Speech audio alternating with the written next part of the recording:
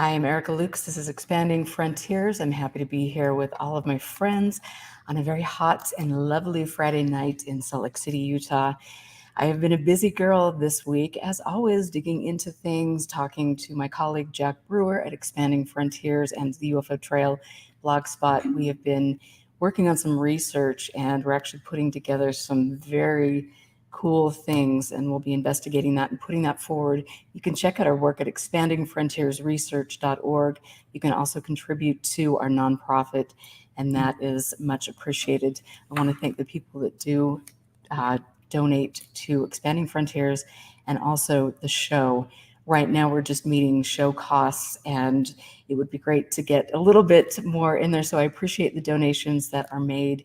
As my guest this evening tonight can tell us, it is not a cheap hobby to get into UFOs, to want to preserve history, and to make sure that you're getting your information out there.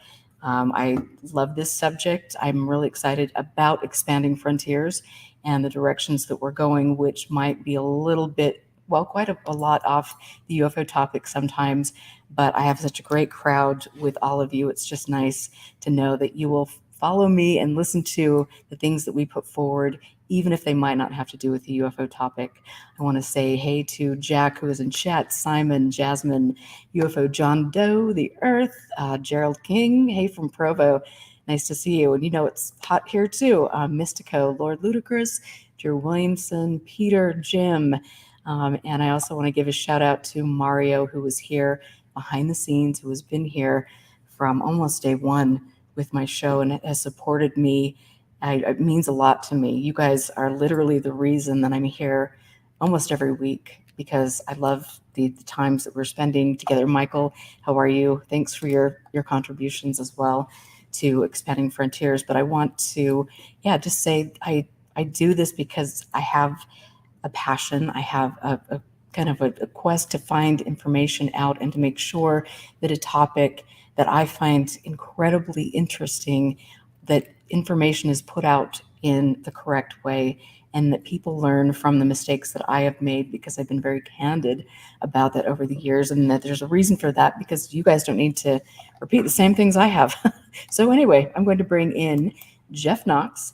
I want to introduce Jeff. Jeff has taken, he's dedicated himself. He's been into the subject. Jeff, you've been into this subject for a long time, longer than 10 years, but 10 years was kind of your moment when you said, I'm throwing down the gauntlet and I'm going to go out and travel around and then really put 10 hours a day into UFO research.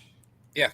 I mean, I've been into it since probably 8 years old. So, I mean, but the last 10 years or so, I've been doing it full time, not working and just doing the UFO thing.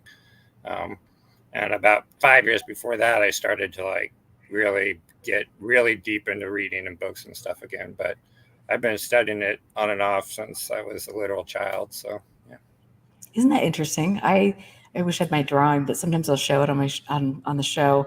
But I have drawings from like third grade, and it's just like this little, the alien, and then he's zapping a little ant who's on its back, and the ant is saying help. And I'm sure that, my my third grade teacher was just like, oh my lord, we got a wild one on our hands.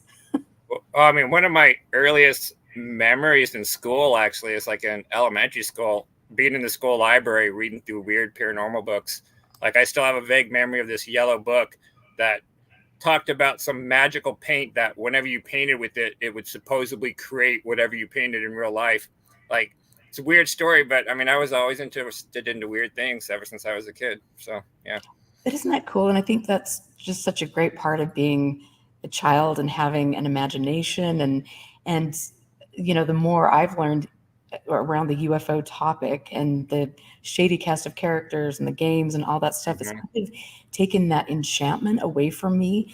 And so I'm learning to try to find that again, because there are so many incredible things to study, Yeah. with that I all mean, yeah, done. I agree. It can be tiring when you see just all the hoaxers, the con artists, the shady people involved in the topic. You think, is there really any point doing all this? Like, are we going anywhere? But I mean, the history of the UFO topic is vast and huge, and there's just so much interesting stuff in it to study that I mean, even if you don't believe UFOs or aliens from space, it's still so interesting and fascinating to actually study this. I mean, for a variety of reasons. So. You know, it is. And I love studying people. I love Mm-hmm. studying the intelligence community. I especially love that my cat, and if my eyeballs just got like Marty Feldman size, it's because my cat is, I put my painting over on a table and my cat is laying on top of the painting doing his little kneading. So anyway, if you know, you see something being hurled across the room, you know what's happening. Oh, good, he's over here. Well, I've Anyway, got my little dog over here, so yeah. I know. And what's your dog's name again? Dorothy, Dorothy. Okay, I heard Richard when Haas. Yeah. you did Steve Cambion's show, Truth Seekers, Yep. which was an excellent show, by the way. I've got to just give him a little shout out. But I could hear, and thank you, UFO John Doe. That's awesome for your contribution. But I could hear Dorothy barking, and it was just so awesome to watch your face because I think Yeah. that's. Well, we have geese and ducks and chickens in the backyard, and sometimes something sets them off, and then it sets her off. But yeah, so You have shape shifting man beasts hiding in the backyard, you never know. It's chupacabras. you know, I thought I had a dead chicken. It could have been, you know, a poltergeist, a hitchhiking poltergeist, like Travis Taylor claims, but no, it's just a raccoon. So, So, how long have you had Dorothy? about 11 years almost now. So she's getting a little old, but she's came on a lot of adventures with me. She has spent time in archives like the Roswell Museum's research library, scanning documents with me, and I mean, she's been around. She's been to the Roswell debris field 3 or 4 times at least. Like she's been to Travis Walton's crash site. She's been, I mean, events. I mean, she's been everywhere. She's my research buddy, basically. Yeah. Well, everybody needs a research buddy like that. Somebody can keep you grounded for sure. So, so you started like, you know, getting into this or finding it fascinating as a child. Like, what were some of the books that you really found, or TV shows or movies that you found kind of meaningful during that period of time? Well, I mean, so I around that time period I first started getting into it. We growing up in the Bay Area, and my dad used to kind of make me watch all sorts of public science television shows and stuff like that all the time. And there's quite a bit of them in the Bay Area from like UC Berkeley, places like that. And I think one of the first things I remember watching was on one of those networks, some show on UFOs came up, and I thought it was super interesting. And so then I kind of went to go look for other material, and I kind of looked at some of the earlier, like of course some of the kids books, because that's what you'd find in a kids library at the time.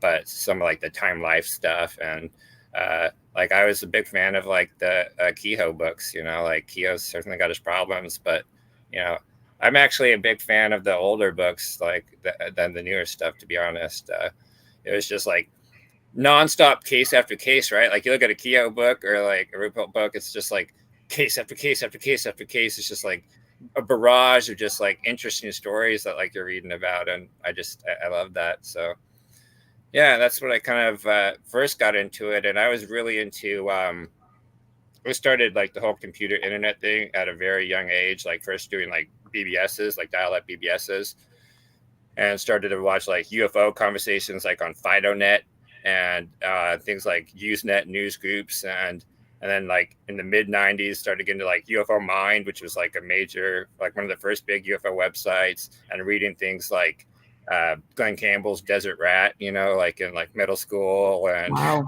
whatnot. And then I got kind of distracted for a few years, you know, in my later high school years, and when I first started to go to college, where I just kind of paid attention to the topic on the back burner, and then I just kind of went full bore into it again. So, but Are you yeah, I mean, I excited was about into it that? from the very beginning.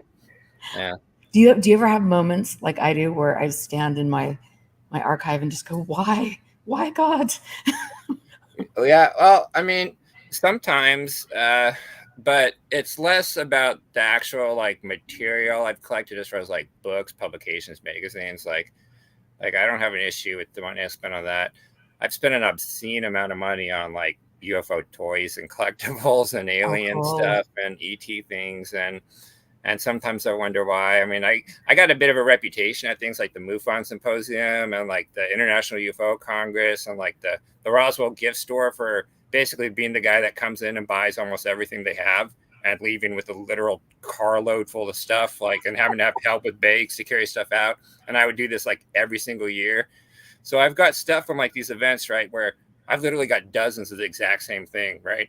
I've got a storage unit full of like alien keychains and ceramic things. And I mean, I just like a ridiculous amount of money. And some of that stuff, I wonder, you know, should I really have spent all that money, particularly buying multiple copies of stuff? But I'm kind of, I guess, OCD like that. Like I like to collect multiple copies of the same book as well, you know, I because know. sometimes then I give them away to people. Like if like, oh, you need this book, here you go. And so You're yeah, an alien hoarder. yeah, I'm a alien UFO ET hoarder. So See, we could do a show about hoarding UFO stuff. It would be maybe two series. I mean, two shows, but yeah, maybe I mean, maybe five. Jan and Barry, we could each have an episode.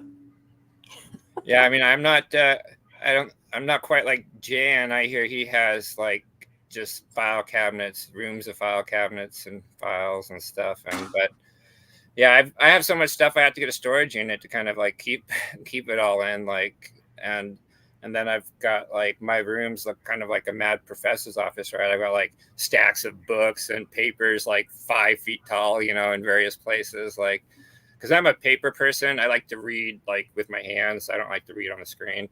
And so like even stuff I don't own original copies of, like a lot of old newsletters, like NICAP newsletters, for example, or like you know, like UFO Investigator. I printed them all out and glue binded them into things so I could read them on paper. Like, and I I've like done that that with a too. lot of old material I don't actually own stuff for, but and I've collected a lot of like original stuff over the years, you know. But That's so cool. I love collecting UFO material. I mean, oh, and you and I are like obviously kindred spirits because there's not a day, even if I'm like completely frustrated, where I just don't go in there and just scoop up piles of, periodicals and Mhm. research and just go, oh my gosh, this is like so freaking cool. Or Yeah, newspaper clippings, and it's just, I don't know. I was very jealous of those boxes of old publication periodicals and stuff that you got. Like that's amazing. Like I bought in some over the years, like at various MUFON conferences, particularly the ones that they would have in California.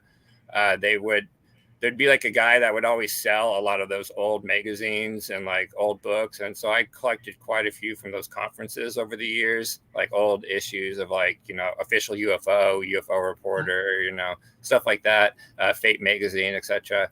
But I don't have anywhere near as complete a collection of some of that stuff as I would like. But fortunately, these days, more and more gets digitized. And even if you don't have it, you can get access to it. Yeah, that's true. But I will say I'm like you because I like to have a physical Yeah. copy of that. And I think, I mean, I love the old covers for the books and for Fate magazine and different things. They're just really pieces of art, really. Oh, And yeah, they are. Definitely. so I love it. And Jim Klotz was gracious enough a few years back, maybe 6 years ago, to donate a majority of all of his periodicals and Yeah. magazines to me. And so, I mean, I Wow. have, I'm sure 2,000 magazines, periodicals, blah, blah, blah, stuff from newsletters from all over the world. And then, I have to have over 1,000 at least books. And then there's the 80, well, 100 boxes of one original research, from Hmm. Andruffle, Gordon Lore, from different people like that. And so it's been like so amazing. Like I just am a geek Yeah, and I love it. And you can that's relate. amazing. That you know, and I'm jealous of that. Like, I have not actually gotten any really thing from other people. I mean, I've gotten like a few publications from like the Swords History Group people that like they had duplicates of or they were getting rid of, but like I don't have anybody's original case files or you know, I don't have as many periodicals as you do. Like I had to acquire mine, you know, bit at a time. Like I used to have comic stores and bookstores on the lookout for old periodicals and things about UFOs. Like, and they would call me, they'd get them in, and I would come pick them up. And so I've had to collect my stuff more kind of like piecemeal over the years. But yeah, you sound like you have a great archive. I can't wait to visit it I sometime. know. I can't wait. That'll be so much fun when you're out here to just have, I mean, I loved having Jan here. Jan Aldrich from Project 1947. You guys can definitely check out that website or the interviews that I've done with him in the past. But it was just fun to watch him go through the files and say, I know this person. I remember when this happened. Oh, this is the file that we've been missing. And, and it was just like such a cool experience for me to have him here. And he was here for 10 days, Yeah, which is. Jan's amazing. Like I love Jan. He's such a great resource. Like, like I get people that say like I'm knowledgeable, and I'm like, man, I'm like an idiot compared to like Jan, or like Barry Greenwood, or like these guys. Like these guys were doing this before I was even born. Like, I'll spend a lifetime to catch up to those guys. Like they're so knowledgeable. Like I've had, I've met Jan at Mike Sword's house before, and I've talked to him on the phone, and like you said, it's just he knows. It's like he knows everything. Like he's all these tidbits of historical information he has, and like I just taking notes and notes and notes and notes. Like I got to find out more about this. I got to find out more about this. So yeah, Jan is fantastic. I love Jan. It's fun getting to know those guys and just, again, spending hours on the phone. I'm a total nerd, just listening to their stories and whether people take this subject seriously, whether there's ET here. Okay. I don't think so, but it's a fascinating subject, and the history of it is something like you've mentioned so many times that really deserves to be preserved for a multitude of reasons, not simply. And I think probably one of the smaller reasons to preserve it would be because there's, evidence of a UFO craft, because I don't think that's necessarily the case, but it's the history, the players, the intelligence community, disinformation, all of these things, the social aspect of everything. It really is a rich subject. And that's something that kind of fascinates me almost most of the topic, is that I'm really into the whole like psychological and social aspects of the topic, as well as like the religious or like religiosity that is involved in the topic. That's kind of where a lot of my personal side interest and stuff lies, like these days, aside from covering the history stuff. Like if you follow me on Twitter, I'm always posting papers about like UFO religions and other, social psychology papers and stuff like that. That's the stuff that really interests me, particularly. And because I'm kind of agnostic about what UFOs are, right? Like I want to think that maybe some of them could be ETs visiting us, but I just not really the evidence for that. Like I hope that comes out to be true one day. I really, really do. But until then, and to be honest, it doesn't even really matter. Like I still find this topic interesting. One of the things I've seen on Twitter recently is like people talking about, what are we going to do with all these old UFO books and all these old ufologists once the truth comes out? Like once Grush stuff gets verified, like we're just going to throw all that stuff away. Isn't that going to be useless now? It's like, no, it's not. Like, why would it be useless? Like, it's all part of the history of this topic, and it's all still worthy of study. And the thing is, even if, and this is a big if, something like Grush's claims would ever be verified, right? That does not verify any of the old previous claims. Like each case has to be judged on its own merits, right? You got to judge it individually. So if Grush's claims come true, that doesn't make Balbazar right. It doesn't make Roswell right. It doesn't make Corso right. Like all these people in the past can still be wrong and liars, even if what Grush was saying was true. For example, Grush or anyone else is saying is true. So the history of this topic, it's all part of the history of the topic, and it's all interesting to study, for, social, psychological reasons, mythological, folklore reasons. There's just so many ways to look at this topic, and this topic will always be here. Again, this is why I don't think it's going to die. People are like, is ufology going to die once the truth comes out? It's like, well, what exact truth, right?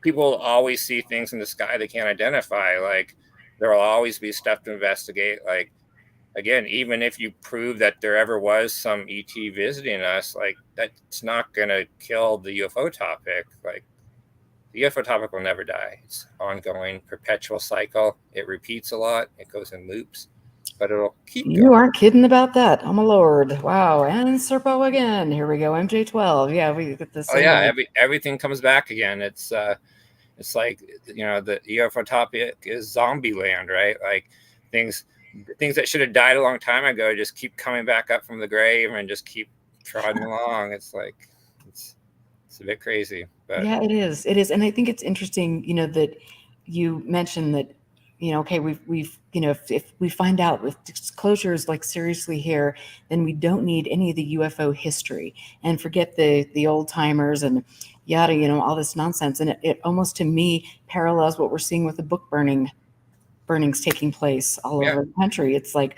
oh, we don't need to know about Hitler. Forget it. Let's burn it.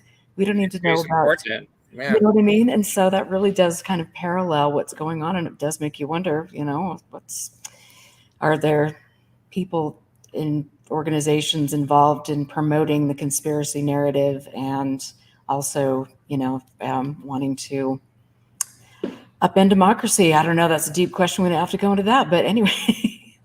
yeah. Mm. It's definitely fascinating. So, and I want to go back because I will be in trouble if I don't ask you your questions. So, or ask the questions from the crowd. And so, have you ever had a personal experience or sighting? I mean, so I've seen just like weird things, right? Like fleeting things that for example, like I would be driving and I would see what looked like light reflecting off a metallic object in the sky for about a second and then pass under an overpass. And that split second is out of view, it wouldn't be there anymore, right? What is that? Probably a distant plane that the sun reflected off and then I just can't see it anymore. I don't know. I've seen things that people would probably call UFO sightings, but I knew they were not. I've seen like a flare drop out at Area 51 that looked just like 29 Palms video that we recently saw from Mhm. Jeremy Corbell. Looked just kind of like the Phoenix Light video that everybody's seen. Only again, I knew it was a flare drop. On my road trips, I have a scanner I bring with me, and I actually listen to them say they were doing the flare drop. So Oh, cool. I've seen a lot of like things that are kind of weird, but after some investigation, I was able to kind of come up with explanations for. I've never seen anything that was so strange that I couldn't come up with a plausible explanation for. I'd like to, but yeah, I mean, it is interesting because I had sightings that I thought were unusual, and now that I've learned more, I definitely some of those experiences can be, obviously explained. There's still a couple that I can't explain, but that's my own thing. So I'll figure it out at some point in time. But yeah, I do. and just because they're not explained doesn't necessarily mean they're anything Right. super anomalous or unusual. It's just some things are just like weird. Like there's a lot of reasons things can't be explained that don't necessitate being ET or non-human or whatever. Absolutely. I And totally I've been agree. with people that have claimed that, I've been in groups of people like, that's a UFO. Like, while they're sitting there watching what they claim is UFO, right? And I'm like, no, man, that's a satellite. Like, look, let me show you on my phone here. Like, there's something that boggles the mind is why people don't. It's real easy to install like a Starfinder app, like on your phone, right? Or like Flight Radar to be able to. Flight Radar even has like augmented reality mode where you can like point it and it'll say the plane that, is up there. Like, why don't people do this? Like, so many of the basic sightings that you get posted to TikTok, Twitter, YouTube, whatever, like could be solved if they just checked a couple of apps on their phone before they bothered posting like the video. But people just don't do this for some reason. And So so we much get it. more fun to believe it's a UFO than to actually get on flight radar, Mm-hmm. and figure out where, the flight corridors for airports are and, blah, blah, blah. I mean, but to me, like when I started investigating that was kind of the fun part was learning where flight corridors were, learning where, you've Yeah. got restricted airspace, learning about different types of airspace and drones and Chinese lanterns and people's visual, vision at night and how they misidentify specific things. And, so to me, that was really fascinating. And I think people should, instead of like feeling sad that they're not capturing a UFO or, they make a mistake, kind of like say, wait a minute, this is a learning experience and this is really kind of cool. But Exactly. I mean, I've said it before. I think probably one of the most underappreciated things in ufology is just the way like the brain and the human like visual system works. I'm fascinated by like visual illusions and various perceptual distortion and errors that people get and various type of effects that are kind of well known, like things like flash leg effects, like that really would come into play with UFO sightings, but it's just not really something that most people in ufology pay any attention to. I mean, some do. Like you've got like researchers I really respect, like, like Vincent Juan Ballesteros, like that guy's great. And like the recent book, The Reliability of Witness Testimony, that get into some of these issues. But one of the things I find saddest is like a lot of times when I post papers about this stuff, I get attacked like, how dare you like be a debunker? Like, I'm like, but I'm not debunking anything. I'm just like, this stuff is important to like understand, like when you're evaluating sightings and cases and what's going on, like you can understand this stuff and still think this topic's interesting. So it's, Yeah. yeah. But I mean, I think it's interesting because most of the people that are crying debunker and skeptic, I mean, they're probably on somebody's payroll at the end of the day. It's like make sure you're going out there and discredit everybody, and like we've seen with Elizondo, kind of creating these groups behind the scenes and having your minions that will go out and do your bidding on social media, Yes. and It's kind of things. funny that they've got that small little circle of them that, kind of always pushing the narrative, who's publishing the stories about Grush, the same people that are all connected to Elizondo, right? Like the people that are doing the interviews, the reporting, they're all connected together. It's all a small circle of people pushing the same narrative. Yet it's the skeptics and so-called debunkers that get accused of being on the payroll. I'll tell Right. you right now, I've never got a paycheck. I'm still waiting. I guess the government accounting department is real slow on that one because I'm not getting paid. Yeah, I hear you on that one. I've like you, I've spent so much money on this subject and so much time away from loved ones and give up Mm-hmm. my business and things like that. But I've had some grand adventures for sure. And so I want to go back. So 10 years ago, you say, you were into crypto when everything was kind of taking Yeah. a big pumping up, and you made money and you decided because you wanted to go research all of this, that you were going to quit your job and then go for it and then just travel. And so where did you first go? I mean, so yeah, basically, I had some business adventures. Like, I basically worked for myself, like for long before that, because I'm also disabled, so like it's kind of hard for me to work a normal 9 to 5. So I've kind of always just worked for myself, um, and I had some business things that worked out. I put money in crypto, and that kind of just allowed me to spend 10 years doing this. So I just started to, I started first just kind of going around to all the conferences. Like I would be a regular at like all the like the MUFON, at the like McMinnville, the International UFO Congress. Like I traveled around to all these the Roswell event, and then I started to go to like the Roswell Library a lot, spend time researching in the research library all the time, and I would visit all the just UFO famous kind of locations I could go to. Like I probably spent 2 months camping out at Area 51, just like watching the skies. Like I spent about 3 weeks or so out at the corner of Skinwalker Ranch, like from 2015 to 2020, just kind of watching, what's going on. And That must have been exciting for you. I'll say like I didn't really see anything unusual. I picked up that mythical 1.6 gigahertz back in 2015, but I immediately identified what it was. Like it was not a mystery. So I've been to a lot of these places. I like to just visit the historical locations. I don't really expect to see anything myself when I'm out there, but it's just kind of interesting just being there. Like this is where a major story happened.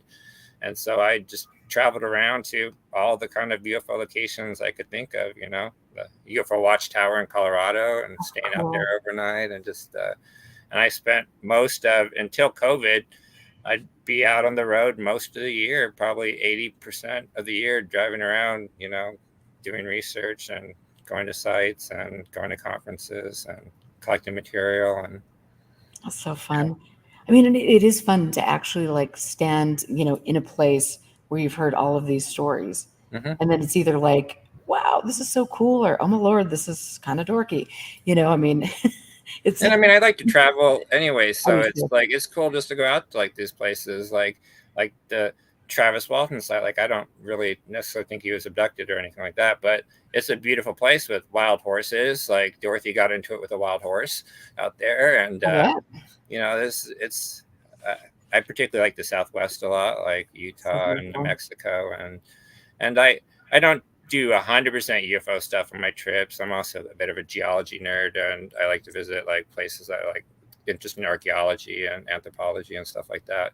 That's kind of like what my hobby is. I like to think UFOs are my unpaid career. My hobbies are geology, archaeology, anthropology, stuff like that. But That's so cool. It's such a fun adventure. I love going places and hearing stories from locals and just kind of absorbing the culture. But I want to go back because everyone wants to know what the signal was, what you identified the signal at Skinwalker Ranch to well, be.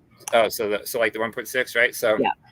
the 1.6 signal, and part of the problem is there's a lot of like ambiguity when they say 1.6, as if 1.6 is the same thing, right? So if you actually notice, for example, on the TV show, sometimes it's 1.645, 1.623, 1.60, like it's, and you know, so 40, 50 megahertz is a pretty wide difference on the spectrum, but for the most part, the 1.6 they're typically picking up is right on like the GLONASS system, like the global positioning system frequency.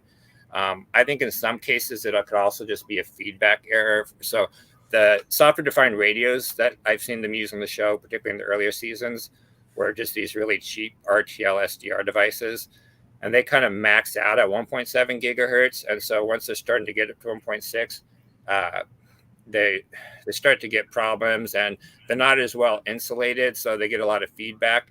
So I think in some of those cases, it could even be they're getting feedback from either the graphics processor on the laptop they're using or the PC. But most of the time, it's just going to be the global positioning systems that are flying above us, like at all times. 1.6 is also used for rural gas and oil monitoring equipment.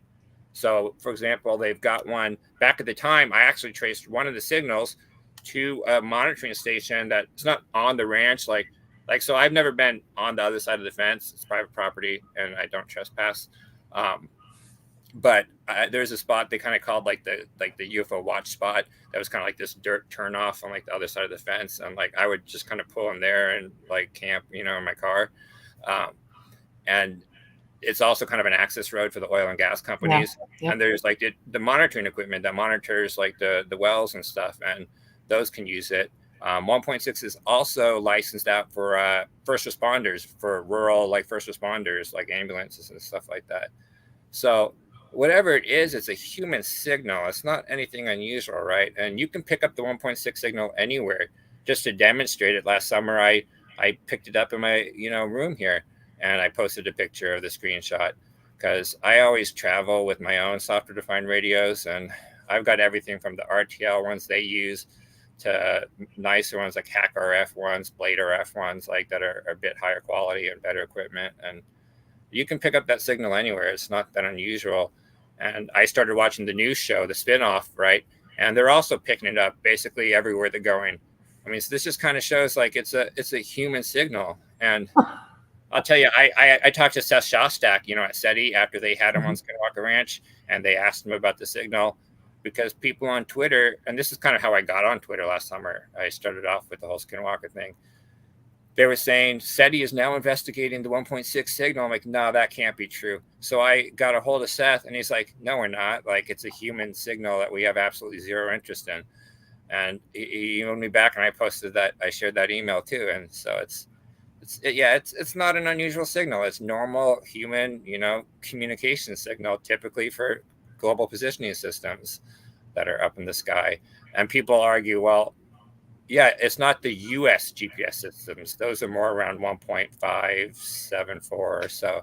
It's the GLONASS system, which the Russians developed. But those satellites still go all around everywhere in the world and provide coverage. In fact, a lot of like the drones that you'll use for surveying equipment will use different GNSS systems like GLONASS or BIDO, which is China's system, as well as the U.S. one, to provide better and greater accuracy on their positioning. So, yeah, it's a human signal. That's what it is. Interesting. Well, I mean, as if we didn't know that there was something, to be skeptical about with that. And, what else, since I had heard you talk on Steve's show about, how like Skinwalker was in a way, I mean, they're taking, well, for me, and let me go back. For me, looking at the Skinwalker myth, the origin story that was definitely created and inserted by Knapp, because there was, obviously that's where Yeah. it began, and people can try to go back, or the show producers or whoever can try to go back and say, oh no, we've got this person over here that's going to, whatever. But it's all a means to basically hijack, somebody's a specific group, the Navajo, some ideas, some oral history, and to me it's very demeaning.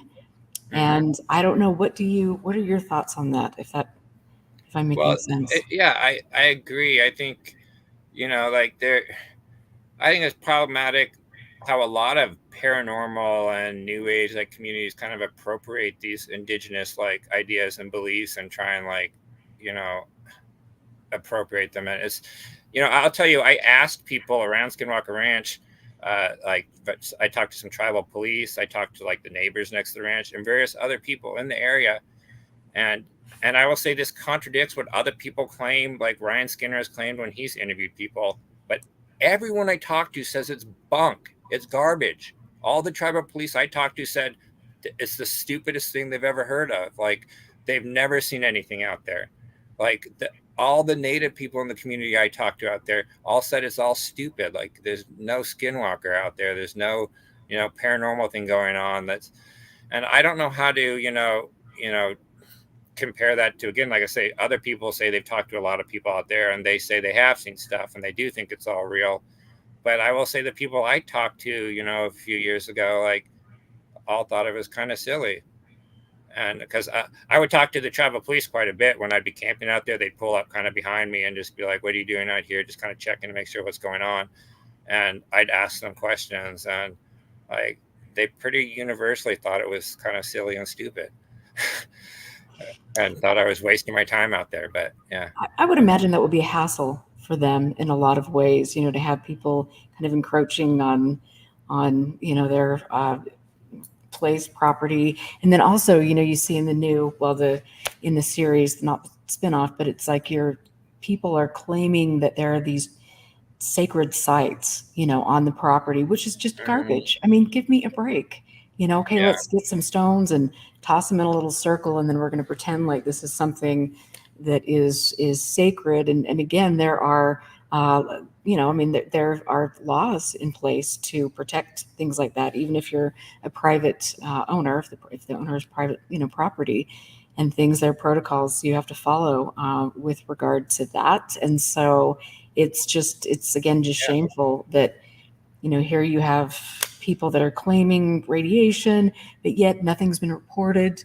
And so and I remember, and I talk about this on my show a lot, but this just cracks me up. I was at one of the conferences in Vernal, and which was a lot of fun when I walked in. I can tell you, people were not, they're like, oh my God, the witch, she's here. Yeah. But I, went up to Travis Taylor and I said, Travis, you're claiming that there's, this radiation that is hurting people, that could potentially kill people. And what are you doing to work with community leaders and, to work with the right people, organizations, to make sure that other people in the surrounding area aren't harmed by this radiation? And he just looks at me, well, that's what the TV show does. And it's like, Science by paranormal television. yeah, yeah, Well, yeah. yeah, that assumes there is radiation that's dangerous in the first place. That needs to be reported. As I pointed out on multiple occasions, like I've taken screenshots of like they made a big deal about, they continue to make a big deal about how he was exposed, right? They show like a little bump on his hand that looks more like a heat blister, like an insect bite or something, right? If you actually look at the meter they show on the screen, he was in safe levels the entire time, right? Like it was basically background level, but yet they continue to repeat that claim. And in fact, on the recent spinoff, they bring out this new gamma camera. And again, he makes claims like that's 10 millisieverts like an hour. That's super dangerous, right? Well, I mean, it's certainly higher than normal, but it's about like probably a few CT scans or something. And again, that assumes you're going to stand in that one spot for like hours at a time to collect that much radiation instead of just walking through it. Like, the point is, none of those people were ever exposed to dangerous levels of radiation, not that they've ever shown on the TV show anyways. And the amount of radiation you actually need, and I posted charts of like the effects of different levels of radiation and how long you have to be exposed to get any of the kind of effects that they talk about experiencing on the ranch.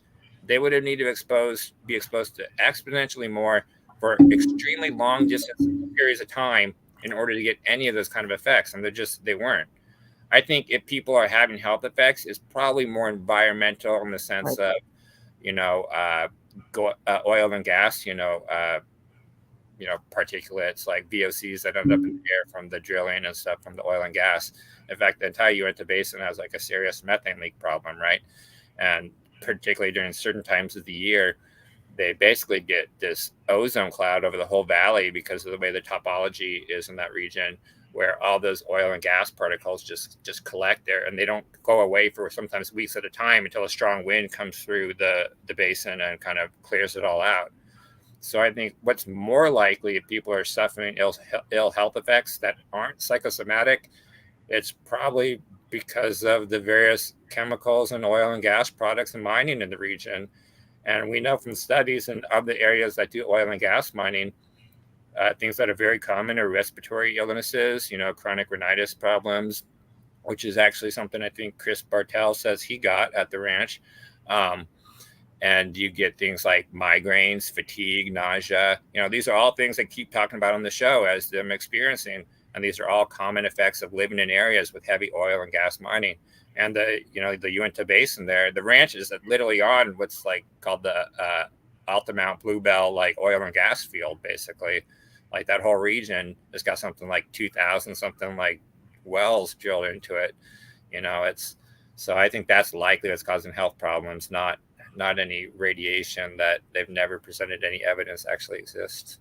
Yeah, no, I couldn't agree with you more. And it is interesting how, some people who have a vested interest in potentially making money because of creating infrastructure for the new stuff that's going on up there, the Uinta Basin Railway and all of that. I mean, it's the same group of people, and you look at Tom Winterton's father, who's strategically positioned as a senator in the community, and, lots of interesting dynamics going on there. But it is a place that the health effects are, I think, pretty serious at the end of the day for people. And I know here in Utah, Physicians for Healthy Living is a great organization. I typically I subscribe to their email list, and they talk about the Uinta Basin and the health implications from what's going on with the oil and gas industry. So it's quite sad. And it is also too, when you've got, people like Jeremy Corbell and people that are on the Skinwalker Ranch show saying that this is, oh my gosh, you're getting cancer, or these things are happening because you're exposed to UFOs. That's certainly a great way to, create this kind of a gray area so people can get away with, things to make money. Yeah, it's that's one of the things I try and do with the Skinwalker Ranch show, is that I try and kind of, so I still watch the show. Yes, I still watch the show. Is when I watch it and I see stuff that just doesn't seem true, I like to do threads where I provide all sorts of scientific papers and information to kind of like back up like what I'm saying, and kind of provide more resources for people. Like recently they talked about something about the soil, right? So I did a long thread of like papers on soil studies of the Uinta Basin and that area of Utah in general. I've done long threads about like the geology of the region, and that's something I think that is, for all the talk about underground and the digging and stuff, like, why don't they have a geologist on the TV show that actually knows about this stuff? Like, instead of saying stuff that 5 minutes of Googling would correct. But so that's what I try and do. I try and provide, I do my own Googling, and because I'm already kind of a geology nerd and stuff, I kind of already dug into this stuff a long time ago, and share a lot of these resources. Because so much of what they say on the show, you're right, is just it's sensational claims that don't really have any basis in like reality or really any understanding of the topic they're talking about, particularly when it comes to stuff like the ground, the dirt, the geology, etc. Like the geology of the Uinta Basin is pretty well studied. I mean, and it's been pretty well studied for several decades now. Like it's, there's been multiple uranium surveys of the area. There's, they made a big deal on a recent episode about magnetic anomalies in the area. And it's like, well, yeah, that's actually fairly well known that there's a bit of magnetic anomaly in that area of Utah. I mean, there's been multiple gravity and aeromagnetic surveys of the region. And so I posted images and links to all those surveys and stuff for people to actually check out. Because so much what they say on the show, even if it's not untrue, it's not unusual is what it is. Like, yeah, I'm not disputing you found, say, that in the dirt, but that's not actually that unusual. Like selenium, that's not that unusual to find in the area. Like, but yeah, I don't know. Skinwalker Ranch kind of, it drives me crazy, but I don't know. I'm still kind of on it. Well, welcome to my world. Just Yeah. have to put some of these comments out because this is cracking me up. I just love some of the comments you guys make in chat. Skinwalker Ranch sits on a huge deposit of BS. Good. Yeah, that's good. That's a good one. Yeah, it is interesting to see how that just, I don't know what, captures the imagination, and I don't understand. Like I have actually here at my studio, the Pilates studio, I have like everybody comes in and we talk about the show. It's like, oh my gosh, did you see that? And I think my clients have maybe watched like 4 episodes and they're like, oh my Lord, no, that's just not working for me anymore. But it is kind of I'm fun. ashamed to say I've seen all the episodes probably at least 2 or 3 times each. I'll go through them because I'll take screenshots and I'll try and dig stuff up about them. But I mean, Well, one of the things that bothers me the most about the show, and I mentioned this on Twitter, I think today, is that they never correct, even when things are explained or properly debunked. Like it's never corrected in the show. Like they never do on-air corrections, right? In fact, not only do they not correct things that they found out to be wrong, they continue to repeat the same false and debunked claims over multiple episodes or even multiple seasons after it was already shown to be incorrect, a long time ago. It'd be one thing, you could argue that they were working in good faith, or they at least corrected their errors. You could argue that there's no reason they should have been making those errors in the first place, but at least if they corrected them, but they just don't. They continue to repeat the claims even after they're debunked. Like I won't be surprised if this recent fly debacle that has been all over Twitter this last week is continued to be shown the entire rest of the season and the next season, instead of putting out a thing saying we were wrong about that, it was a fly. well, I mean, it's so obvious. It's like you could see the wings. I mean, it's Yeah. like, And this is what bothers me about a lot of people in this topic, like Jeremy Corbell, for example. Like when something you put out turns out to be garbage, just own up to it. It would give you more credibility if you owned up to your mistakes and admitted, hey, I was wrong about that. Let's move on. But they don't. They never do. They double down. They triple down. They continue to promote it. Like I think he's still claiming stars in the sky are pyramid spaceships. Like it's like, why don't you just admit you were wrong? Like I'd have more respect for you if you could admit you were wrong about certain things than just to continue to blunder on like, you weren't shown to be completely inaccurate.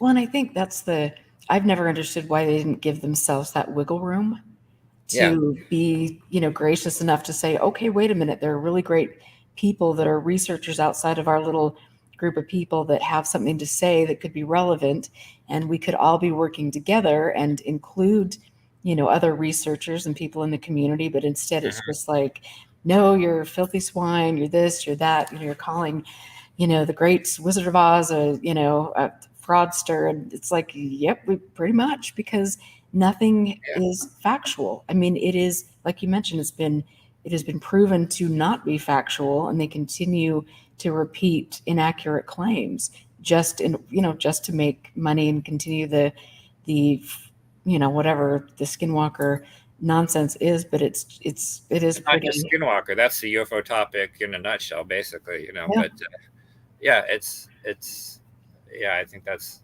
crazy. Personally, like I'd love to be proven wrong. If you can prove me wrong about something, that's awesome. Like I actually love to learn new things. Like, and if you have the evidence to show me that what I said was inaccurate, bring it on. I'll be the first person to accept it. Like that's, and maybe that's unusual, but I'd like to be proven wrong if you can do it. Like, bring it on. Like I have no problem admitting I got something wrong if you can show that I got it wrong. And more people should approach it that way, but they don't, and that's unfortunate. It is, and it definitely shows you motivations. Somebody who's like you, who cares about the topic and cares about getting good information out to people. It's like, okay, if I'm wrong, then bring it on. And that's something that we've never heard from that group of people. It's just like, oh, you're going against the mob boss, and we got to shut you down because the truth isn't what we're claiming, and it's really sad, and it says a lot about that group. And I also think it really does a disservice to those of us who are genuinely trying to find something tangible or credible in the topic. Yeah, I mean, it's one of the things that a lot of the people that once you kind of try and be skeptical about some of these claims, you kind of show certain things are wrong, like you get attacked for it, like basically being called a skeptic or a debunker is like a pejorative, right? Like it's basically an insult in this community when and it shouldn't be. It absolutely should not be. Like, why would you not want to get rid of the bunk? Why would you not want to get rid of the garbage and the hoaxers and the liars? Like, so we can focus on other things, so we can focus on things that might, you know, be fruitful and something might come from them. And that's kind of a lot of the problem in ufology is like there's so many of these cases that people have got kind of stuck up on over the years, everything from Roswell to Nimitz, that they just kind of like obsess over for years, decades, etc. That really probably, no matter what you want to believe about them, aren't really going to change anything. It's not like going to go forward. Like, and people, people are still on Bob Lazar. People are still on people that are pretty definitively known liars. Like, and their whole story is like a fraud. Like, you should want to get rid of this stuff. Like, there shouldn't be any negativity towards solving a case. Like, you should want to solve a case. But the problem is, once you solve something, it's no longer a mystery, and that's no fun, right? People want to keep the mystery going. They want to perpetuate the sensationalism. But yeah, something that again I just wanted to mention, like Mick West talks about, like, yeah, crowdsourcing. You should be taking advantage of the community and other researchers and other people out there to help solve these cases. You should be looking forward to their contributions and what they can contribute instead of attacking people. But unfortunately, that's Absolutely. not really the case for a lot of these people. No, definitely isn't the case. And it's interesting that they, don't have that people can't be professional enough and direct enough and have an ethical backbone to want to engage in this topic and have debates with people who are bringing up valid criticisms. Mhm. It's like that should be that's the way things are done in a professional setting. Yeah, And, we've never expected that from the UFO community. And yeah, just think of how much progress we could have made, in some of these things had we demanded and expected that we behave in a professional manner and ethically. And, it's like, but we don't. We allow things to take place just because I guess we don't have a backbone, or we're enchanted by the man flying a helicopter or driving a Maserati, and I mean all of this stuff, or Colonel Corso, or just all these people who claim to have all this insider information, and we let a lot of things pass. And hmm this should be one example. This should be one area where we do not let things slide. yeah. And then this is something again that like you and Jack bring up all the time is like this is about standards of evidence, right? Like the UFO community just does not really approach this in a scientific way. Like even the people in this community that claim to be doing it scientifically just still like are not really having proper standards of evidence. Like, they still don't really understand how like burden of proof works. Like you look at even groups that claim to be scientific, like SCU, for example, like they still all start with this assumption that it's like an anomalous object, right? Like that's kind of backwards, right? You should, if you have a sighting or case, you should be trying to figure out the prosaic explanations first. And if you cannot come to a determination in that manner, then you can leave it as anomalous. but instead they work backwards. They assume a UFO is like a real, like a true UFO, like a anomalous object that cannot be like human craft, and then they want you to prove that it's not. And so, and that's just not how it works. That's literally backwards. That's like shifting the burden of proof to like the wrong person. And it's even when you get scientific people on this topic, they're still operating mostly from like a belief-based system where they're then just like dressing up their belief in the trappings of science, to make it sound more scientific. And Right, you're absolutely right. yeah, it's the ufology could use an overhaul. Like, I don't think it needs destroyed, but there's certainly it would help the people approach this more scientifically. Absolutely. I could not agree with you more. I know everybody that listens to the show would feel the same way. It does feel the same way, actually. But I want to ask you like about some of the like abduction research. And I want to address, there was a question that was up here. Let me just find it really quickly. That it's Gideon. I might be pronouncing that incorrectly, but he asked, he seems to remember you referring to an alien abduction as a gray zone. Yeah, like in my gray basket or something like that. Yeah, Like, yeah. yeah. I mean, honestly, like as far as the topic goes, like abductions for the longest time were something that I wasn't even all that particularly interested in. Like, I kind of started off as more of a nuts and bolts kind of like guy, right? Like, and like many of those people, I thought like abductions were kind of like more woo, like kind of crazy stuff, and didn't really want to get into that. Now I'm interested in it mostly because of like the lore, the mythology and all that kind of stuff. But the thing is, like, I don't think there's evidence that we can say that any UFO has been a ET or a non-human intelligence or whatever buzzword you want to use today is. So if I don't think there's evidence for that, how can I think that they're actually abducting people? The whole abduction thing just never really made a whole lot of sense to me, that they're just coming and pulling up people.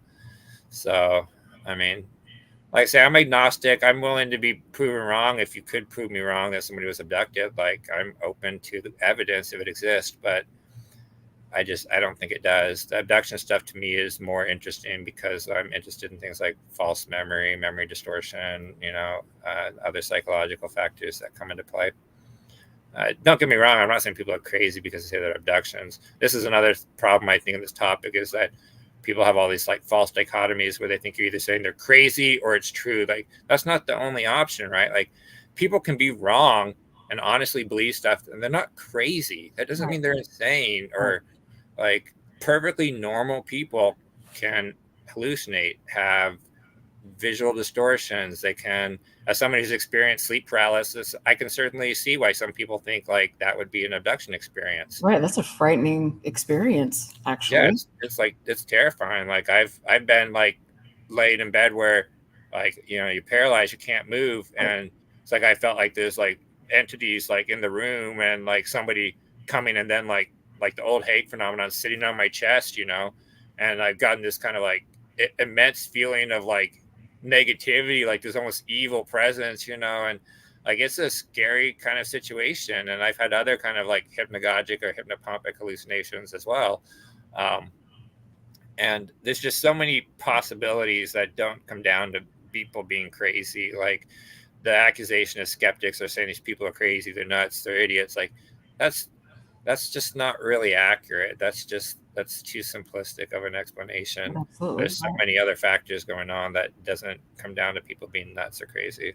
Right. It does a disservice to say it does. So yeah, absolutely. Thank you for addressing that. And I want to say, the Spark Lady's asking a question about, we're saying that, people have belief systems. We go back and just actually read this the right way, because I will just make up my own version of what she said. Let's see.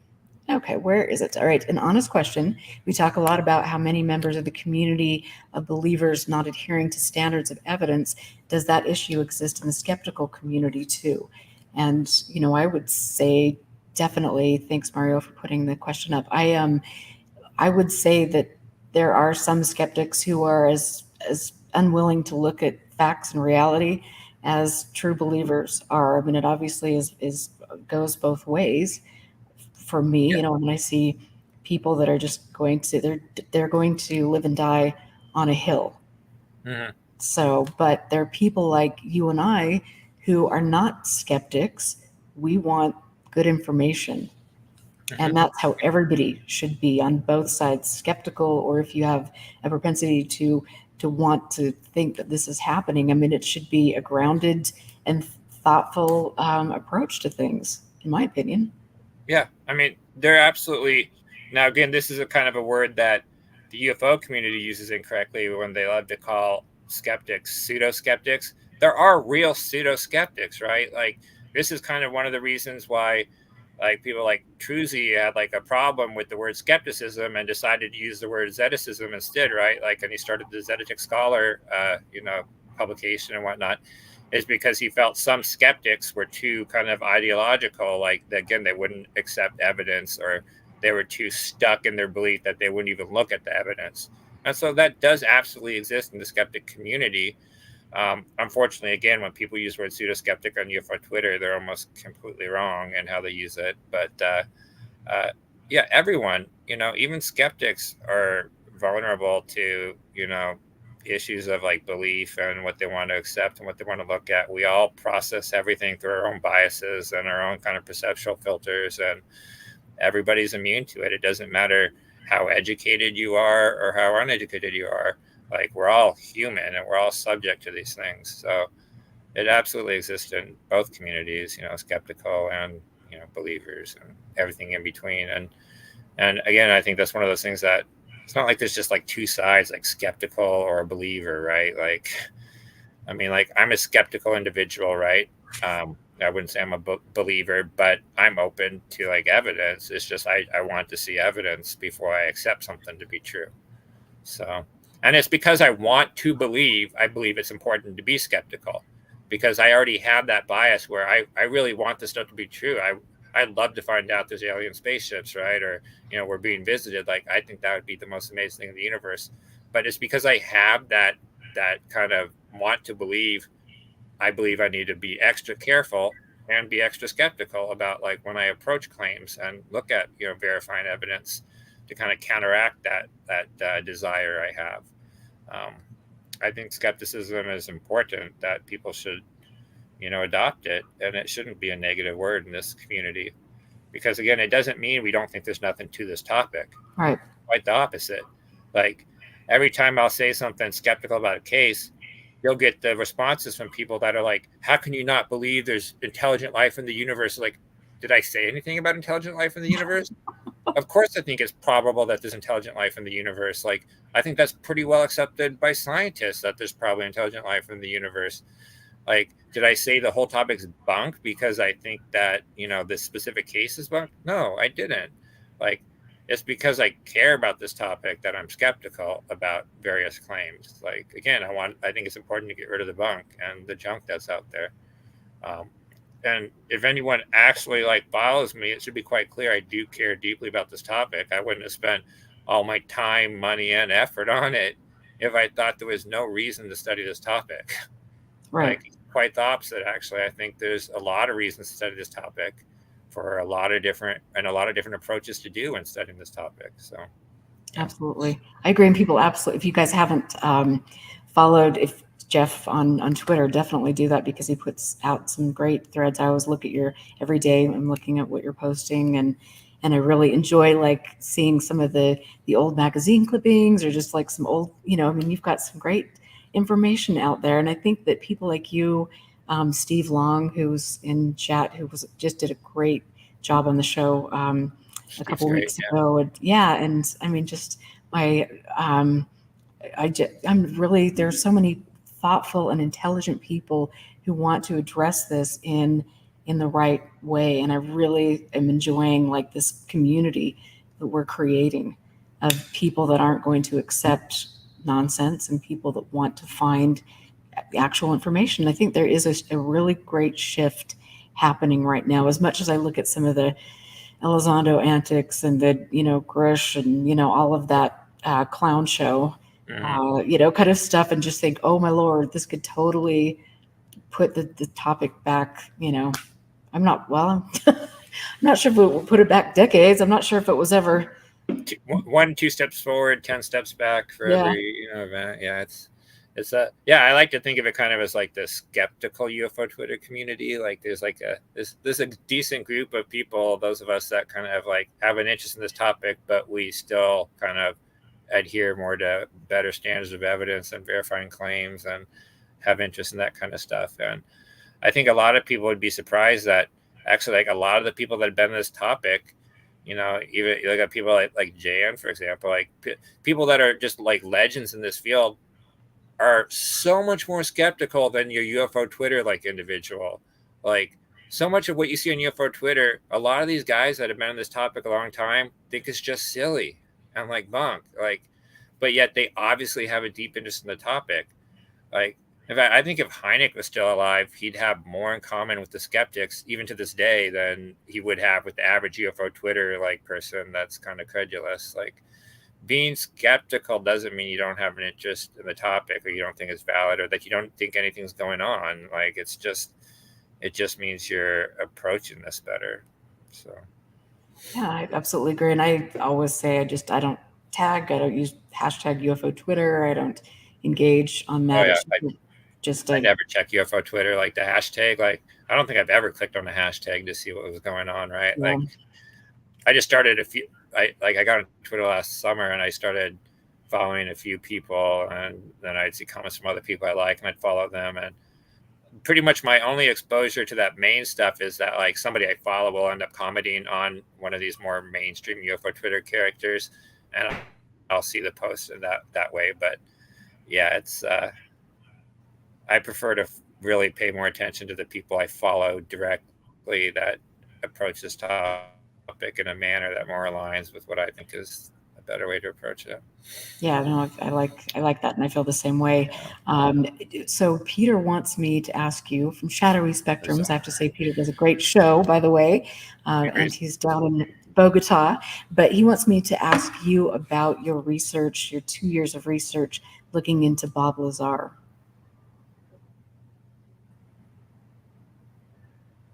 Can you hear me? Lazar? Yeah. Yep. Sorry. Yeah. There was like a little lag there. So I mean, like Bob Lazar, for example, was something. Yeah, I don't know if my stream cut out for other people, but on my screen, like I disappeared for a minute. I don't know. So yeah, Bob Lazar is something that, like, I actually, when I was younger in the early '90s, like I would listen to Coast to Coast, at night. Like I'd stay up at night listening to Coast to Coast when I was like, young. And Bob Lazar, like I was kind of first exposed way back then to Bob Lazar, but I really started to like go back into him again several years ago when, because like Corbell was going to be working on a documentary about it. And so I basically spent 2 years going back over everything, like looking at everything he's ever said, written. I went and, like I went to Los Alamos, like talked to people. I dug really deep into super heavy element research. I talked to scientists that were actually synthesizing 115. Like I talked to Yuri Organesian, who literally has a super heavy element named after him, about some of Bob Lazar's 115 claims. Just kind of like really dig into everything, looking for inconsistencies. And, the thing is, what I did was mostly just kind of verifying stuff that other people had done before me. Like I found people like Tom Mahood's original research, back from the late '90s on Bob Lazar, very useful. Like I used a lot of his stuff that I just then went personally and went and verified for my own, benefit. Like looking at the court cases, like with Bob Lazar, for example. And so a lot of what I did was just verifying information and talking to people. And I kind of thought that maybe, I could come up with something that was put Bob Lazar, naively thought I could put Bob Lazar to rest forever. But, no, like Bob Lazar will keep going on forever. But honestly, like the person doing the best Bob Lazar research these days that's actually coming out with stuff is Signals Intelligence. He's been posting a lot of good articles, and he's really been on the story. And because when I talked to people, a lot of them back then didn't actually want to go on record, so I couldn't actually really put anything out there from my communications with them. But he's actually got a lot of people to go on record in the last few years, and he's doing just fantastic research on that. It's Signals Intelligence on Twitter, and he's got a Medium blog and a website, papooselake.org, I think, where you can go look at a lot of like interview transcripts of Bob Lazar, like court information, just all sorts of documents on him. But I pretty much came to the same kind of conclusions a lot of people did, like Mahood and Stanton Freeman, and that just there's nothing to the story. You know, it's just Bob Lazar is kind of like a guy that from his early childhood kind of perpetually self-promoting himself, you know, and making exaggerated claims about basically everything. And Wow, then that sounds like somebody in Utah. yeah. And then we found out recently, you know, about like his first wife was in prison for murder, involved with the Hells Angels, and just and then his other wife was basically on the run for trying to like rip off a bank customer in a bank, like just this really shady background, right? And so to believe Bob Lazar was chosen to work on alien spaceships when he neither has really any education besides for some community college stuff with electronics technicians work. It's just, and particularly with all of his serious issues with like credibility, bankruptcy, who he was married to, like there's just no way a guy like that would get clearances. Like it's just, and it's sad is because when Gresh came out, everyone's like, see, Bob Lazar was right all along. It's like, I'm sorry, no, like again, even if Gresh's claims are true, that does not make Bob Lazar's stuff true. Like Bob Lazar's stuff is not true. And the sad thing is, a lot of people in the community take the problems of Bob Lazar and they turn that around and use it as evidence that that's actually exactly why they would have hired him. Right. They'd want somebody that they could discredit. Like, so they hired a guy that doesn't know what he's doing, that doesn't have any education on this topic, that is shady as hell, just so they could discredit him and he could tell a silly. I mean, like, there's a lot of mental gymnastics people do like to support the Lazar belief. And Lazar is one of the main, you know, it's one of the main people in this topic that people get caught up on, right? And that's why I started doing the Lazar work, is because so many people just get stuck in this Lazar rabbit hole instead of bothering to look at any of the other UFO material. You know, I thought, you know, maybe I could find something new that'll really put it off, but I've learned since then, you know, you can't really ever kill a case. Like it'll just there'll always be people that believe it. You know, there'll always be people that'll come up with rationalizations for the problems that you find in it. But it was fun. I had fun looking into it and driving around and going to these places and checking out Bob Lazar's business in Michigan. And now he's in Oregon. And Tell us a little bit about that. I just, when I went out to visit the Swords group back then, I was already in Michigan. I decided I'd drive up to like, look at what United Nuclear was, just to see where it was. And I was actually in McMinnville when Bob Lazar came back, 2019, I think it was. And his employee actually had the hotel room next to me. And I talked to him for a while as well about Bob Lazar's claims and stuff. And I mean, he was just kind of evasive. I don't think he wanted to say anything bad about his boss. He was just kind of like, I don't know if it's true or not, but, you know, whatever. So it's, yeah, I think people waste way too much time on Bob Lazar. People say I'm obsessed because I spent so much time, effort, and money looking into it. Well, I mean, personally, I would love nothing more than to people never mention Bob Lazar again. But they are going to mention him, and they keep mentioning him. And so somebody needs to correct some of that false information that's put out there, because the story that's told by people like Corbell and Knapp, just like many people that promote a UFO story, it's a carefully chosen narrative that just really doesn't match the facts at all. You know, like one example of the Lazar case is just that the whole, like, he didn't actually run a prostitution ring. He just set up the computers. And that's the story that Knapp and Corbell have told basically forever. But that's just emphatically false. Like his own testimony to the police admits that's false. Like he didn't just run the computers. He literally owned the thing. He got the money from the thing. Like he rented the places. He spied on the Johns. Like he recruited the, you know, women to work for him. Like, and as we know, it's not the first time he wanted to run a prostitution ring either. Like he's got a history of being interested in this stuff. So it's like you got these people telling one story that just doesn't match reality, and then there's the real story. And that's what happens with a lot of UFO cases when you look into it. Like there's a story you get in a documentary or a book, for example, about Roswell, and then you go back and look at the original material, what was actually said contemporaneously at the time, and it just doesn't match the narrative that's being sold to the public now. Right. And yeah, anyways. Absolutely. And I mean, that, like begs the question, like, how has George Knapp gotten away with promoting just a bunch of absolute garbage for basically his whole career? I mean, Yeah. he's some, investigative Peabody Award winning journalist and da da da da da. And then he's promoting garbage, which, if you're really a true investigative journalist, again, you've got standards. You have, you don't behave the way he has behaved, and fall in line with promoting stories that are clearly fictional. And so, I mean, what is your take on that? And Well, and it's not just Knapp, right? Like this is the same thing with like people like Ross Coulthart, for example, like or like Leslie Keene, or you've got people that yeah they were award-winning journalists in the past for whatever it was they won awards for, like, but they also have a long history of telling sensational stories that are unfounded and many times proven to just be false and inaccurate, and there never seems to be anything that comes back to them for that. People just continue to like believe them. This is something I bring up just like again more recent years with Corbell and Knapp. They keep dropping these cases and these things for us in their podcasts and whatnot, like the 29 Palms, etc. Like, how many times do these people have to get caught selling a garbage story before you start to not taking them seriously? Well, unfortunately, it seems to be they can keep telling garbage stories forever, and people will continue to take them seriously. Because as long as they're telling people what they want to hear, people are going to keep listening to it. But that's problematic when you're calling yourself an investigative journalist or just a journalist in general. Like that's not journalism. Like that's storytelling. That's advocacy, right?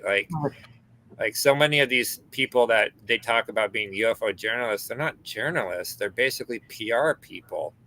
Like they're putting out stories and narratives that are all like carefully coordinated and managed, and it's not journalism. Yeah, Knapp is a weird guy that he literally built his career on UFOs, right? Like he may have done his other stories like in the mafia and all that stuff back in the day, but really after Bob Lazar, it was just like UFOs, UFOs, UFOs. Like Bob Lazar kind of put Knapp on the map as far as UFOs went. And then he started the whole Skinwalker stuff, put his book out, which coincidentally, a couple years later, we get OSAP. And, everything seems to like trace back to like these same people and these same origin stories that is like dominoes falling until we get to where we are today with like Grush and everyone else. And well, and it's interesting too, because Lazar and Bigelow had a business together, and yep, then you get two reticuli or whatever it was called. yeah, Yeah, yep. And then you've just it's the same, the aviary, the same group of Stanford boys, and then all of just the BS brokers. yeah, That's what they are. They're just absolute. I mean, it's just nothing credible has come out of any of those people. And I think with yeah. regard to Bigelow, it's like he has played everybody so perfectly. Oh, here's he's got this great origin story. I'm interested in UFOs because of an experience I had as a child, and now my wife has passed away, and I want to know about life after death, and just and the hitchhikers, and I mean just all of this stuff that's actually he's not necessarily saying. It's his little The group of associated circle of people. Yeah, yeah, and he's I mean he's allegedly studied this more than anyone, and I don't think that's true by a long shot. I think he yeah. paid somebody to go out There's and a difference between spending a bunch of your money on a topic, like, and actually studying the topic, right? Like, I have no doubt Bigelow's probably spent more money than almost anyone, if anyone, on the topic, but that's because you have it, right? Like I I'm don't sure know though. Like, what do you think he spent money on? people, it's the people he hired. I don't know, like buying ranches like Skinwalker Well, and that was a cheap one, so he got a good Mount deal on Wilson. that. I don't know. It's I mean, I can imagine you spent a decent amount of money. I mean, I know what I've spent, doing this full time for the last 10 years. Like, but I don't have the kind of money or resources people like Bigelow or Fugo or whoever might have on this topic. Well, But some of those claims are questionable at best, but I definitely think, yeah, I mean, you get well, the I get people that tell me Tom DeLonge is like the most informed researcher out there. Like he's read more than anyone. Like he's the most well read. I'm like, what? Are you for real? Like I've got no doubt he spent countless nights going down rabbit holes on the internet and has read plenty of books, but I would not call DeLong the most read person out there, well-read person on the topic either. That's just silly. Like, like I said, I've read, you know, at least several hundred, if not 1,000 UFO books over the last 30 years. Like, and that doesn't, and even much more material and periodicals and other stuff. Like, and again, I would say my knowledge is nothing compared to some of the people I look up to, like Aldrich and Greenwood and Swords and those guys. Like, it's just silly to claim any of those people are kind of like the most well read and well researched in this topic. Like, that makes no sense whatsoever. so it's And it ridiculous. does a disservice to the people that have been researching this Right. topic forever. And that's kind of what I think is truly sad is that some of the best researchers in this topic, like people that I think are just real legends of this field, are utterly unknown to like the vast majority of UFO people interested in the topic. Like, like Jan's an example. Like, if you really study UFOs, you might know who Jan is, but like the average Joe Blow on UFO Twitter, no clue who Jan Aldrich is, or Barry Greenwood is, or the Swords History Group is, or any of these people that have been in this topic for 50, 60 plus years, and that's unfortunate to dismiss all their knowledge and everything they bring in place for people like Corbell, Knapp, and other people that really just don't know anything about this topic at No, they all. don't. I mean, and that's the thing. I remember doing a show with, I was on, oh my gosh, the radio with Gene Steinberg, the radio show, and we were interviewing, Paracast? yeah, Leslie Keene. And Yeah. I was just shocked at the little, and I mean, she had no knowledge, really, no knowledge of the subject. And I Which is was just asking her questions and just thinking, oh my, this is interesting. And I think, the same could be said if you were to sit at a table, which I have with Brandon Fugel, or sit at, I mean, talk to Tom DeLong or Jeremy Corbell or even Knapp, any of us could outpace them in the knowledge of the subject because we've actually done the research and they're just picking bits and pieces to fit their narrative. So it really is interesting. And I think for me, one of the reasons I've loved doing the show over the years is to make sure that people like Jan and Barry have, a place that the people they're getting out to the public and their contributions are remembered, because they have been mentors to both of us. And I appreciate that. And I wanted to ask you too, like with the swords group, that's a pretty close knit group of people that don't let a lot of other people in. Yeah. And so, what are your thoughts about that? And do you think that's a good thing or a bad thing that they're kind of closed off to other people coming in and potentially learning from some of the things that they have to share? I mean, I will say how I kind of got involved with them is that I would read Mike's blog, the biggest study that he would have back in the day, and was following him. And I kind of expressed interest in comments that like I'm really interested into like the whole archival aspect of the topic. I'm interested in preserving the history, getting things scanned and digitized. And I was interested in this group that they were talking about, that would meet. And I actually ended up like I did phone interviews with like Robert Powell and people like kind of that where they would kind of gauge like my seriousness on the topic and like kind of where I come from before I kind of was invited in. And then I met Robert at the first SCU back in 2019. And then I went to my first, get together at the house there. As far as it being closed, I mean, I think a lot of those guys are approachable if you were to try to contact them individually and would answer questions.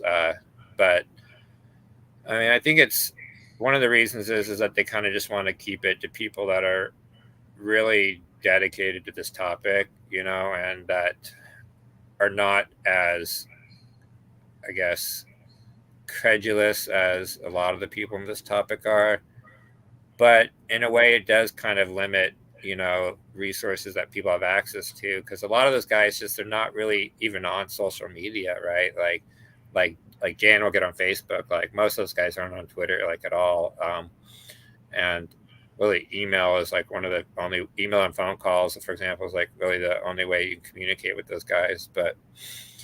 And unfortunately, a lot of them too were, I was basically the youngest guy in the group by like a long shot. I'm still kind of like, I'm not the kind of newest person that's kind of shown up in the group, but I'm probably still one of the younger guys, if not the youngest guy in the group. But yeah, it's sad because a lot of people that have all this knowledge are getting up there in age, and who knows how much longer they're going to be with us, and that knowledge needs shared.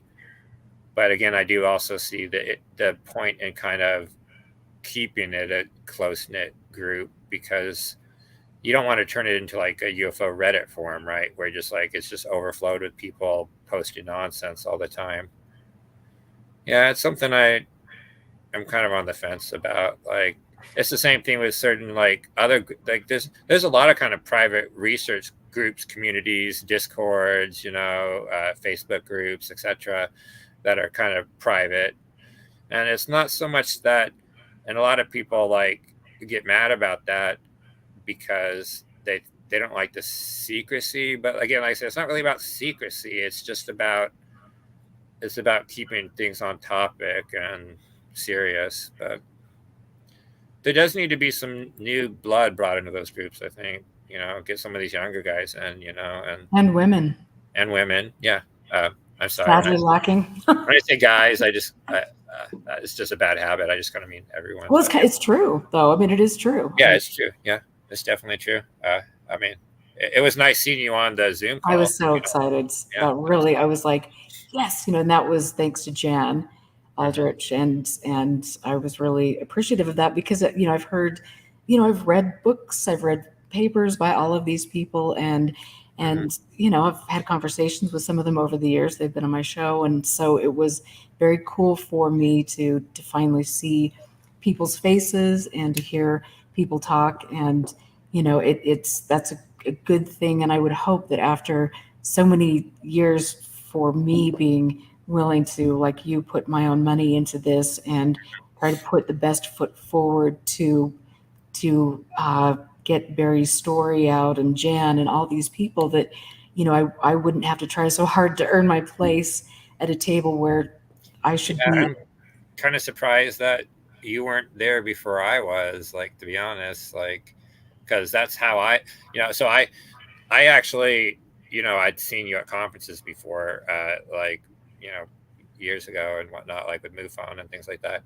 And so I knew who you were, but it was actually like that first swords meeting I went to in 2019 that, Jan like really had all sorts of good things to say about you and was just telling me all the stuff about you. And I was kind of surprised that you were not really part of the group, because you've got all these archives, people are giving you the stuff, you've been doing this historical work, like you'd be a perfect like member. Well, I was excited, so hopefully that will happen, because I think that there are, I can learn from them. I would love to have that opportunity. I mean, I just think the world of some of them, and I would like to get to know the rest of them. But it's important, like you said, to bring in people that have shown their dedication and being professional, being ethical to the topic, and making sure that as older people in the subject pass away, like my dear friend Gordon, that the good work that these people have done over the years is remembered by future generations, because we're right at that cusp where it's like, okay, the internet, Facebook, social media, all of these things, and with one little snap, people will not remember a lot of the important figures in the subject. And so to me, that's why I'm so passionate about interviewing them, about making sure that, I'm preserving the history like you. I know you feel the same way because I've heard you talk about that before. And so I just think it's crucial. And I care like you very deeply about them, about Barry, about Jan, about the people that I have had in my life to mentor me and to exchange ideas with and to grow as a researcher. And so I think that, that's the part that I really love and enjoy. So I look forward to hopefully, seeing you at more of those meetings and maybe actually being invited in person. That could be fun. But I do love Jan for doing that and putting in a good word. I had hoped to go in person this time, but it didn't work out. Hopefully next time I can get things figured out so I can do that. Because like the first time I was there, I had my scanning machine, and like I was just there all weekend scanning like thousands and thousands of pages of like documents and whatnot, and like I could spend forever there and just scan documents and stuff. But because that's why I'm so passionate about like the archiving, like not just the physical materials like you've been doing and like David Marler's been doing, but the digitization of the material, so that stuff is all preserved for future generations of researchers so they can come and look at it, as well as the fact that just not everybody has the resources or ability to travel around to different archives to go looking through material. The more we can get digitized and put online and shared to people, that's more people that gets access to it, right? Like like Eddie Ballard's classic Abduction 2-volume study he did, Measure of a Mystery. When he sent me a digital copy of that, he was like, probably only 12 people that even read this thing. I'm like, that's tragic, right? Like, this is probably one of like the most classic studies of the abduction phenomenon out there. Like, and almost nobody's actually seen it.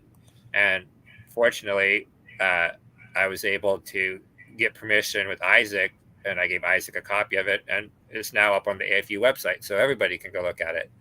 And because I think that's important. And there's so much good research out there that most people just don't have access to because they can't travel to places or they don't have copies of it.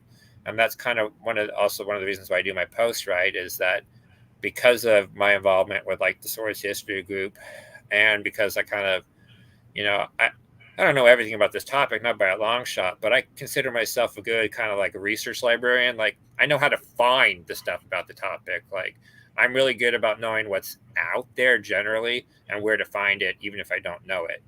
And so I'm pretty good at digging up like old periodicals or, old books or whatever. And so I've got access to a lot of material that other people don't, as do you.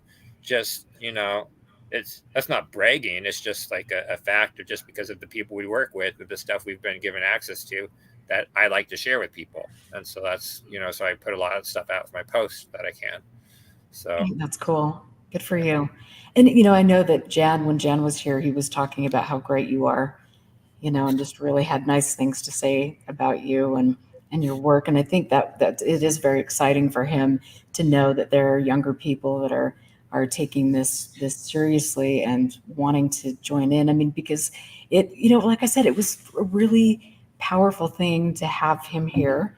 We had our moments where when you're with somebody for 10 days and different things, but I thought we got along pretty famously. And it was just a real pleasure to learn and to have conversations and to get to know him. And that's really would be fun for me to get to know people like Michael Swords. He's such an interesting fellow. I have, Robert Powell and I have worked on a couple cases together and things. And so I knew Robert from the MUFON days, and I've always, liked Robert. He's been very nice to me over the years. I don't necessarily agree with some of the conclusions he's made on specific cases, but I like Robert. And I also think that, oh my gosh, who am I?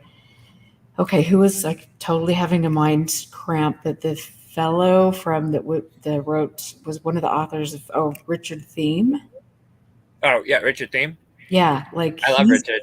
he's an interesting guy too, and I've had him on Yeah, my show. I need I've to get him. actually seen him talk about UFOs at the DEF CON Hacker Conference before. Did you go to the DEF CON Yeah, conference? I've been to DEF CON a few times as well as Black Hat. Like I kind of also came from the computer security community, but and the open source software community. But yeah, so I saw him talk about UFOs there one year, and he was actually one of the like nicest, most talkative people. And I met him again at the SU conference before the Swords event.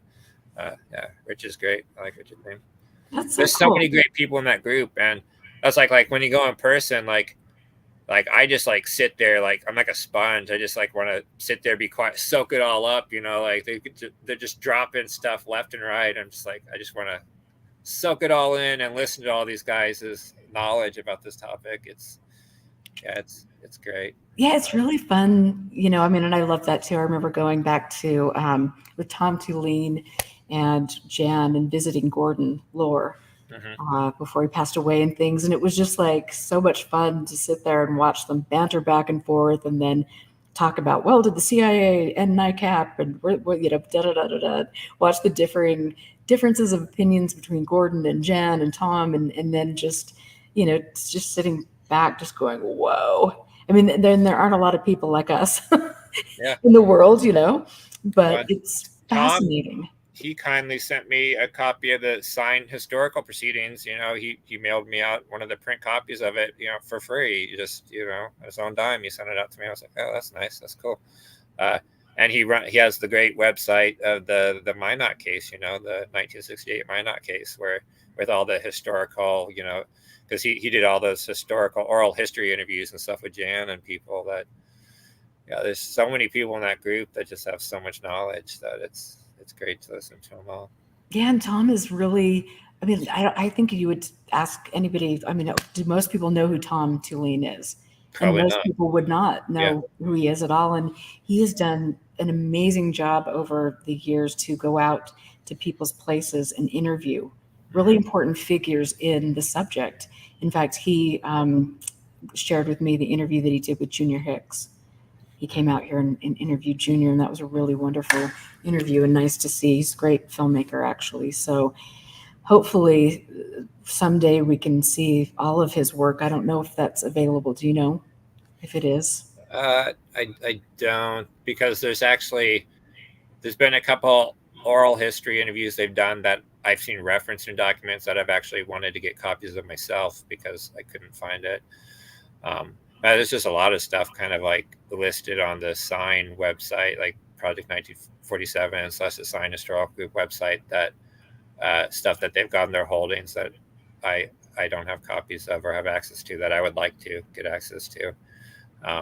That's one of the things, like in person, I there's a lot of scanning just Jan and them have done in the last 4 years that, I would love to get a copy of next time. Hopefully I see them in person. But so there's still so much out there, like, even what I have access to and you have access to, there's still so much out there that even we don't have access to that, I'd love to get my hands on and to be able to share.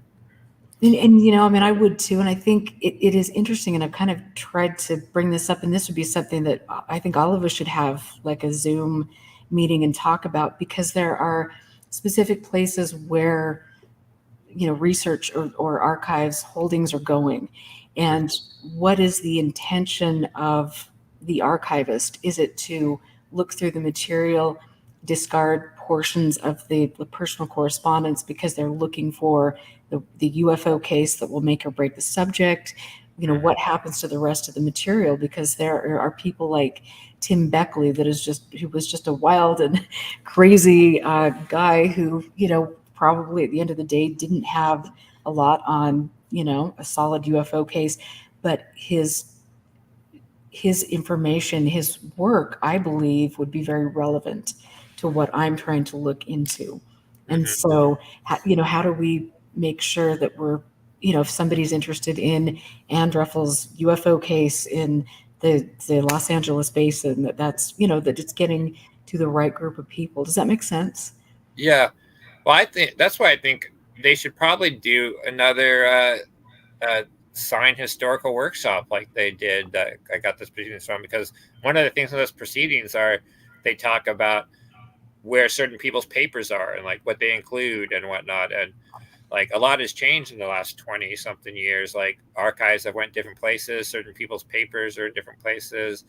Like there really does need to be like a updated like resource where we can find out where certain stuff is and who has what, and so it's accessible and available to people. Like that's something like I get asked frequently, is like, do you know where such and such papers are? Sometimes I do, sometimes I don't. Many times I just want to go ask Jan because he probably does if know where they are, you know. So uh it's that's what, yeah, I think there'd be a use in having another kind of like UFO kind of like history workshop where, you know, archivists and people get together and we kind of collect this information and kind of maybe keep a database of where stuff is, who has what they're doing with it. Because that's just as important, because otherwise stuff just disappears and you never know what happens to it.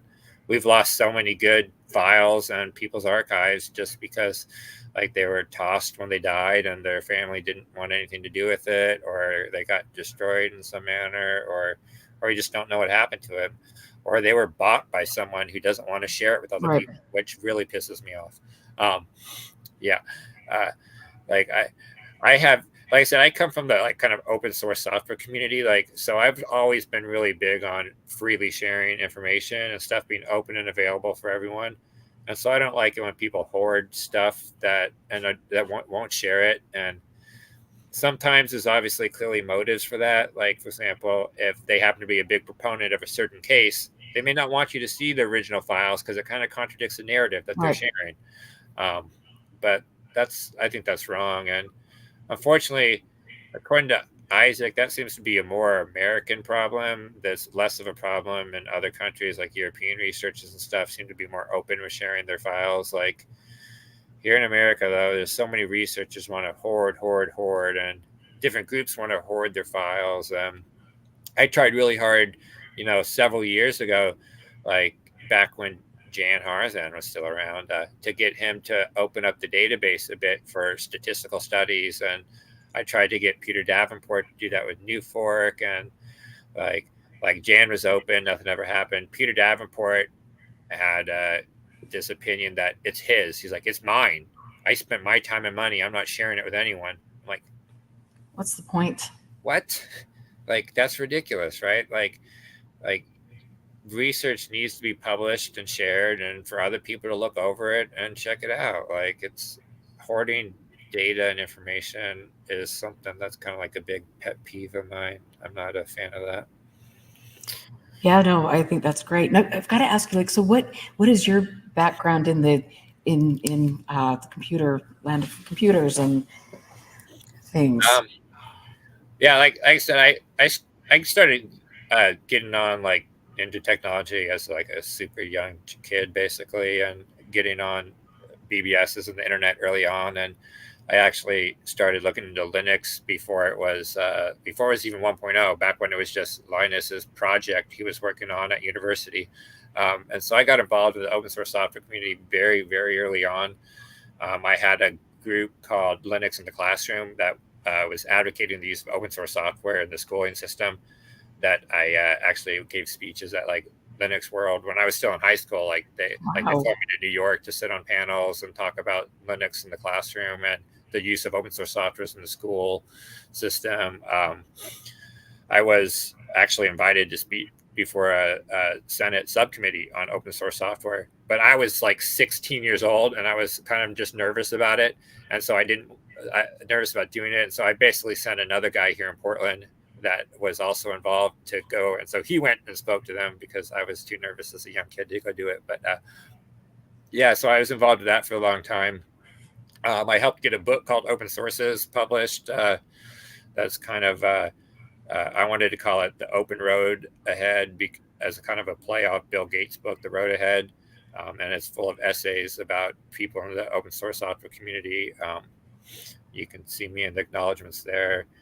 I founded an operating system called the ReactOS. It's basically a Windows clone that can run Windows programs and everything. And I started that with another guy and helped manage it for a few years. And then I kind of left the project. It's actually still around. Wow. There's videos of former Russian President Medvedev, or whatever that guy's name is, playing around with the operating system that I started with a guy. So I was really heavily involved with like that stuff for like a long time.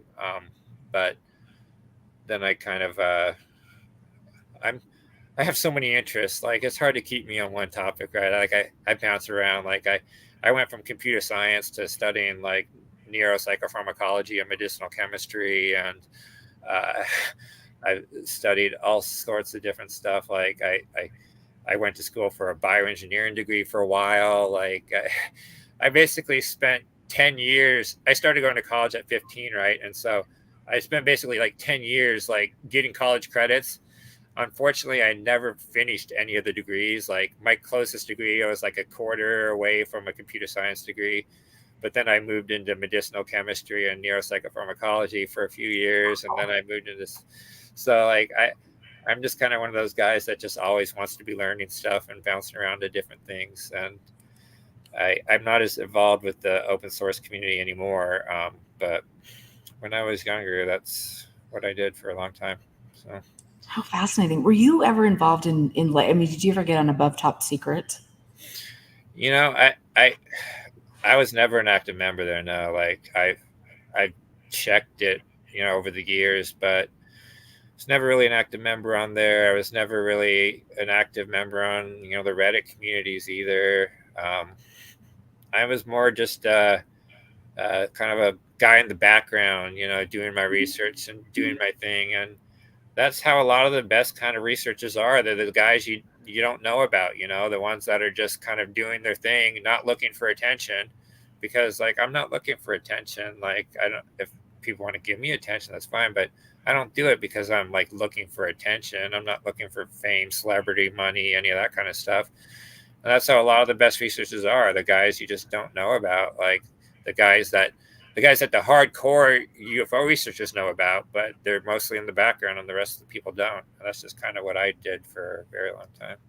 So. I mean, it's interesting just to sit back and absorb, like you were mentioning, being at the Swords gathering, and just absorbing and listening and seeing dynamics, and it's a fascinating process. I've loved doing that as well, and except I've obviously had a show, so I've not been behind the scenes, but Yeah. I mean I have been, but it's I don't know. I don't know. I love hate this subject. Yeah.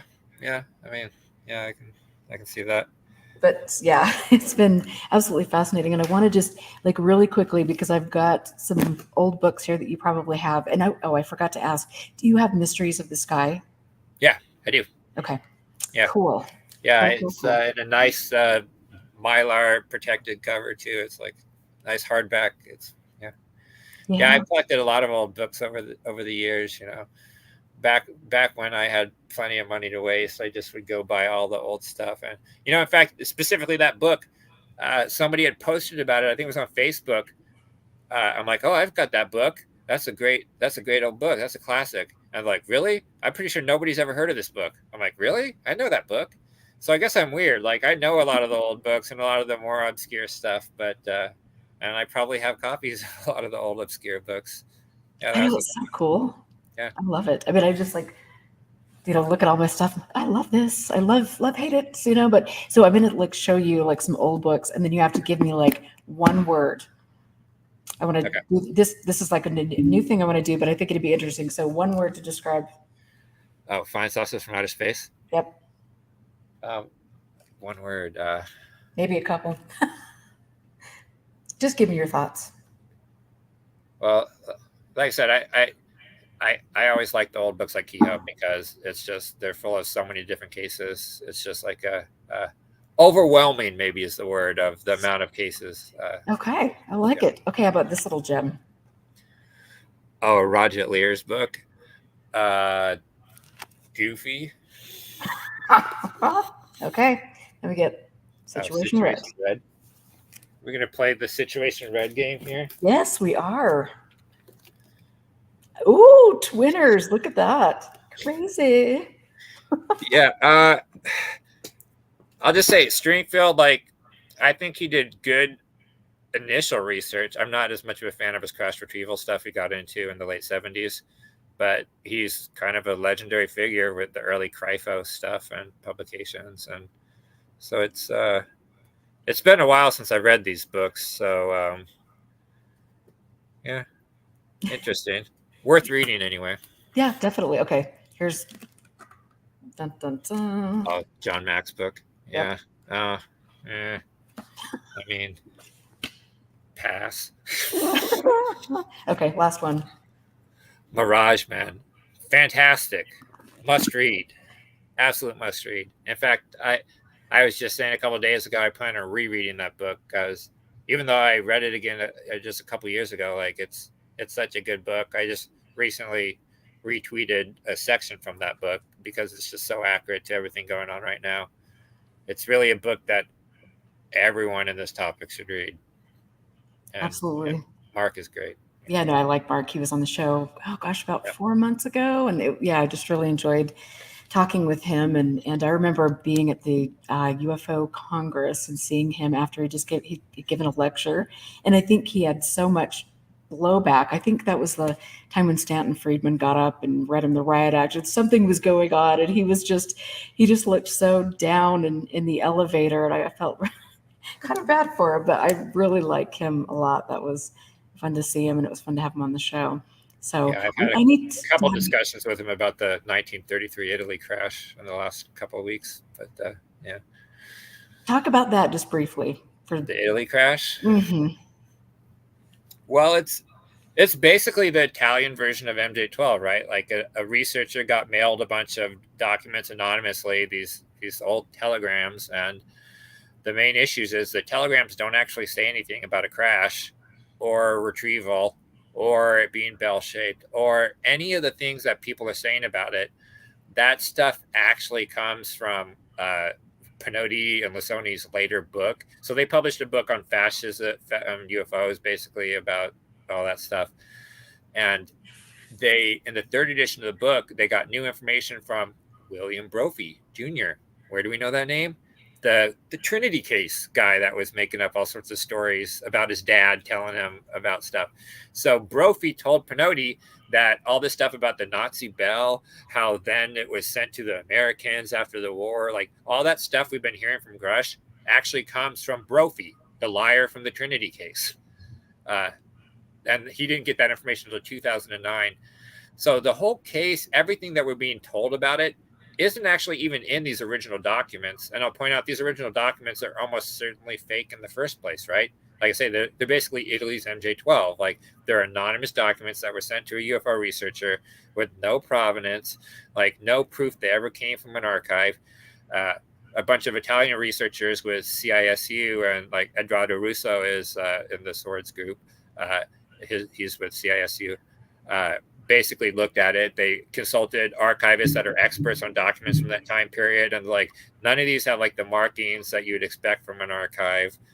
You know, they originally mailed like supposedly original documents, right? Like, why would this guy have the original telegrams that are 70 something years old? Why wouldn't he just have a photocopy of them? And the people that have them have refused to give them to any other researchers to further analyze, just pictures of it. But basically, like Lou Elizondo went and met Pinotti, and Pinotti showed him these, telegrams and told him this story from Bill Brophy. And Elizondo almost certainly was the one that told Grush this story and showed him these telegrams. And now Grush is promoting the story. And this 1933 thing just basically, there's no evidence it ever happened. And it's almost universally accepted as a hoax by ufologists in Italy. And I'm not talking about skeptics. I'm talking about pro-UFO ufologists. Even they accept it as garbage. And so it's problematic that that's pretty much one of the only actual stories we have coming from Grush that he's actually mentioned any details of, right? Like they talk about the bell shape. Like none of that is actually in the original like telegrams. The only original source material is like these 3 telegrams, like, and they don't actually say any of that stuff about the case. They basically just say there's reports of an unknown aircraft, like be quiet about if anyone asks you questions, like don't talk about it. There's no actual details. There's no information about a crash or a landing or that it was bell-shaped. That's all fabrication added in 2009 by Brophy. So, yeah, it's just another one of these cases that, it's been going around the UFO community, but was debunked 20 years ago, and now it's getting a comeback. So, Yeah, it's so interesting, and I just have to ask you before I let you go. But what do you think about the fact now that we're seeing Congress say basically, okay, you've got 6 months, show us the crashed pieces. I think the language of even that request is so ambiguous that, for example, even if you had an alien spaceship, you could still not report it, right? Because so they're saying for UAP programs. Well, the UAP acronym is kind of like a triple redundant nonsense acronym, right? It's like an unknown of an unknown of an unknown phenomenon. Like, what does that even actually mean, right? Like unknown anomalous phenomena. Like if it's actually something that's non-human technology, well then it's not really an unknown, is it, right?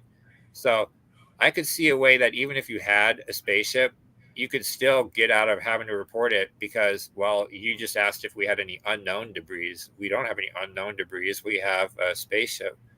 I think it's just the way so much of that language that's being written by Congress is that it's so ambiguous that it allows not just believers to play around with it and read whatever they want into it. It means things never really, nothing ever moves forward. It's just it's like Weasley word language. Like I don't think anything will come out of it. I think it's interesting because I kind of got the impression, and I could be completely off base here, but it was almost a way to say, okay, you guys are out there lipping off and saying that you've got these pieces of crashed saucer and you guys are pulling all this crap. So here you go, put up or shut up. Shut up. Yeah, it could be. So I'm hoping for that. I think they could have been more direct. They could have said like if there's evidence of like non-human produced technology, like, because let's be honest, that's what people want to know about. They don't want to know about UAPs as in like foreign drones that crashed, or a meteorite that crashed, or a satellite debris that crashed. Like if people are being honest, when they say UAP, they don't mean unknown, they mean non-human technology, and that's really what they're asking about, because these guys don't care about that other stuff. So they could have been more direct in what they're requesting, like actual proof of a program looking into non-human craft. Because otherwise, you're just going to get programs looking into down satellites and foreign technology and all this other stuff. And I think that's probably partly intentional, that they're kind of confusing things and conflating things like that. So it creates confusion. Yeah, it's really interesting, and this has been such a fascinating. I knew this was going to be a great conversation, and I'm happy that finally, after 4 years, Yeah, that we made I it actually thought you were going happen. to be my first podcast appearance 4 years ago, and then never happened. But I'm glad to finally be on. I'm so happy. Yeah, it's good to talk to you, and it's just so much fun. And thanks, Rodan, for the nice contribution to the show. But it's so awesome to find people like yourself, to have conversations with, have grounded conversations, and you can educate people in so many ways, which you do on Twitter. So definitely, everybody out there, make sure you're following Jeff so you can see what he's putting forward. It's really it's cool, and I'm happy to know you, and hopefully I'll see you at more of the history team meetings and things, because I really want to get to know Swords, specifically. Yep. I've Yeah. heard about him for so long, and it would be fun to chat with him. Yeah. Yeah. I say it's that Twitter can be kind of a crap show at times, but I'm glad I got on it because I met a lot of interested, like-minded people that approach this topic in a way I agree with that I didn't even know before. Like, like Steve Long that you just had on, for example. Like, so as bad as social media can be, I'm glad it's put me in touch with a lot of people like yourself. Yeah, that is a good thing. For all that we endure, we find cool people, and we keep on going. And so I appreciate your Yep. work and your effort and your time tonight. I hope you guys have a wonderful weekend and a happy 4th of July. Oh, is that what's this weekend? See, Well, not this weekend. It's Tuesday. So I'm so isolated. I don't even pay attention to dates really or times. Like I say, I'm on a weird schedule. So yeah. Well, I mean, from what you've said, you're a late night kind of guy. So Yeah. but I hope you have Yeah, fun. you too. Yeah. Thank you so much. Yep. Take care. I will talk to Anytime. you soon. Thank All right. you. Bye. All right, you guys, thanks for listening to the show. That was a great conversation with Jeff. I'm definitely going to have him back again to pick his brain. And like I said when he was here, it is really, really wonderful to make connections like this and find people that care about the subject, that care about preserving history, that care about moving the needle forward in a positive manner and supporting and mentoring other people. So thanks, Jeff, for being here. And I want to thank all of you out there who listen to the show, and Shadowy Spectrums and Jack and the Earth and everybody, UFO John Doe.